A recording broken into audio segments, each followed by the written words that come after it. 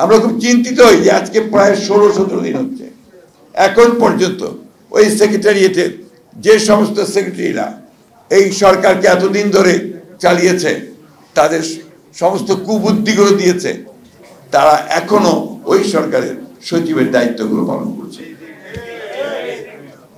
আমরা দেখতে চাই না যে সমস্ত ব্যক্তিরা হাসিনার পাশে থেকে, হাসিনার সঙ্গে থেকে, তার দোসর হয়ে তারা মানুষের উপর নির্যাতন নিপীড়ন করেছে, লুটপাট করেছে, দেশের পাচার করে দিয়েছে, তাদেরকে আমরা আশেপাশে দেখতে চাই না।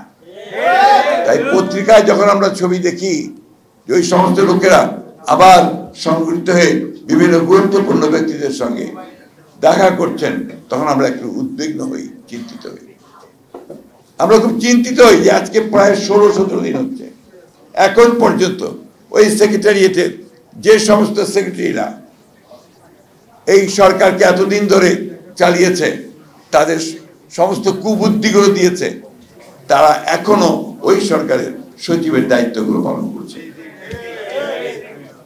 এটা আমরা দেখতে চাই না।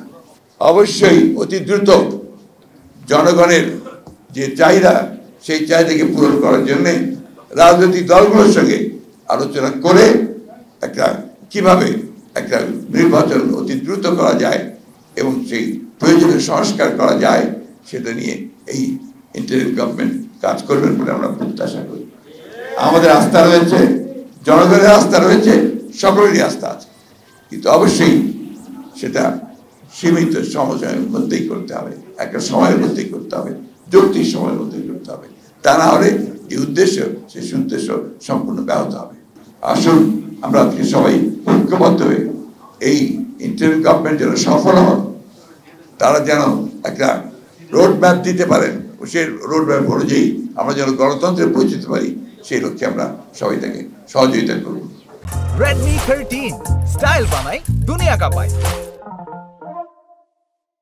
আজকে আমাদের সামনে একটা সম্পূর্ণ নতুন একটা ভবিষ্যৎ এসেছে, একটা সময় এসেছে।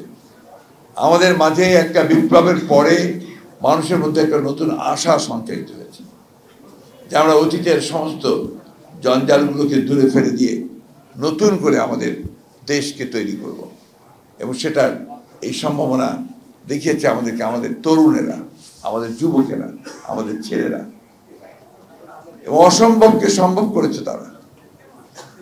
আমরা 15 বছর ধরে যে লড়াই সংগ্রাম করেছি, এখানে আমরা সবাই আছি, আমরা সেই একই কারণে সংগ্রাম করেছিলাম, লড়াই করেছিলাম যে ভয়াবহ ফ্যাসিস্ট শক্তি বাংলাদেশের উপর চেপে বসেছে, তাকে সরিয়ে সত্যিকার একটা গণতান্ত্রিক একটা রাষ্ট্র নির্মাণ করা, একটা কল্যাণমূলক রাষ্ট্র নির্মাণ করা, মানুষের বসবাসের জন্য একটা যোগ্য সমাজ নির্মাণ করা।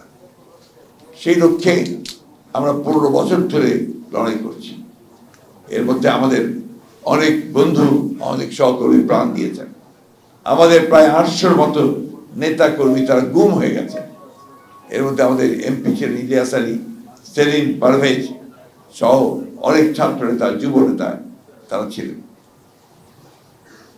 আমাদের প্রায় 2000-এর মতো নেতা কর্মীকে গুলি করে হত্যা করা হয়েছে।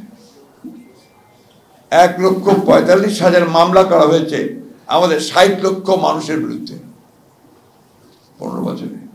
আমার মনে হয় বিএনপির একটা মানুষও খুঁজে পাওয়া যাবে না যার বিরুদ্ধে মামলা নেই, সেই ইউনিয়ন পর্যায় থেকে শুরু করে একেবারে কেন্দ্র পর্যায়ে।